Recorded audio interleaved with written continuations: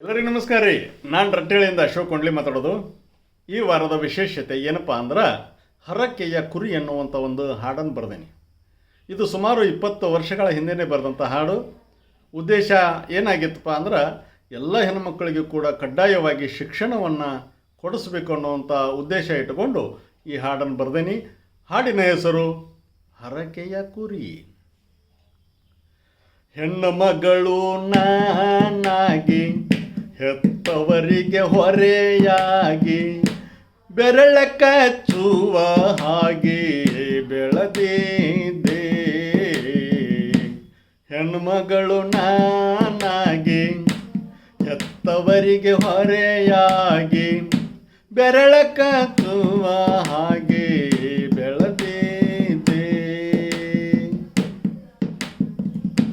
ಹಿರಿಯರಿಗೆ ತಲೆಬಾಗಿ ಹರಕೆಯ ಕುರಿಯಾಗಿ, ಹಿರಿಯರಿಗೆ ತಲೆಬಾಗಿ ಹರಕೆಯ ಕುರಿಯಾಗಿ ಕರಿಮಣಿಗೆ ಕೊರಳ ನಾನು ಕೊಟ್ಟಿದ್ದೆ.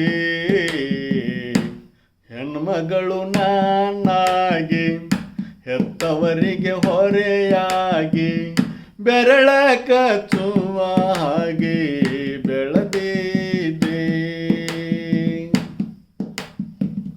ಬಳ್ಳಿ ಹಬ್ಬಲಿ ಎಂದು ಬಲವಂತದ ಬಸುರೆಯಾಗಿ, ಬಳ್ಳಿ ಹಬ್ಬಲಿ ಎಂದು ಬಲವಂತದ ಬಸುರೆಯಾಗಿ ಹೆರಿಗೆಯ ಯಂತ್ರ ನಾನಾದೆ. ಹೆಣ್ಮಗಳು ನಾನಾಗಿ ಹೆತ್ತವರಿಗೆ ಹೊರೆಯಾಗಿ ಬೆರಳ ಕಚ್ಚುವ ಹಾಗೆ ಬೆಳೆದಿದ್ದೆ.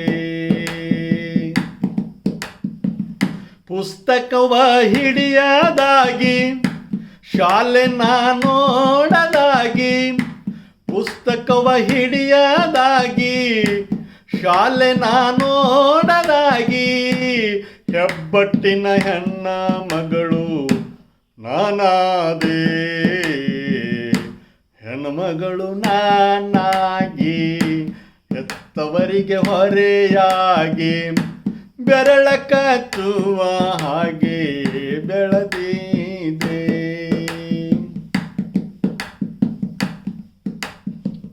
ನನ್ನಗೋಳು ಬರದಾಗಿ ನಾರಿಯರು ಕಲಿತಾಗಿ, ನನ್ಗೋಳು ಬರದಾಗಿ ನಾರಿಯರು ಕಲಿತಾಗಿ ಅಕ್ಷರದ ದೀಪವನ್ನ ಬೆಳಗಿರಿ.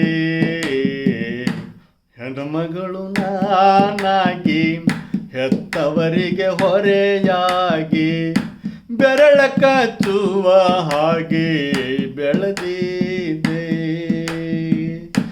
ಬೆರಳ ಕಚ್ಚುವ ಹಾಗೆ ಬೆಳೆದಿದೆ. ಬೆರಳ ಕಚ್ಚುವ ಹಾಗೆ ಬೆಳೆದಿದೆ. ಎಲ್ಲರಿಗೂ ಧನ್ಯವಾದಗಳು.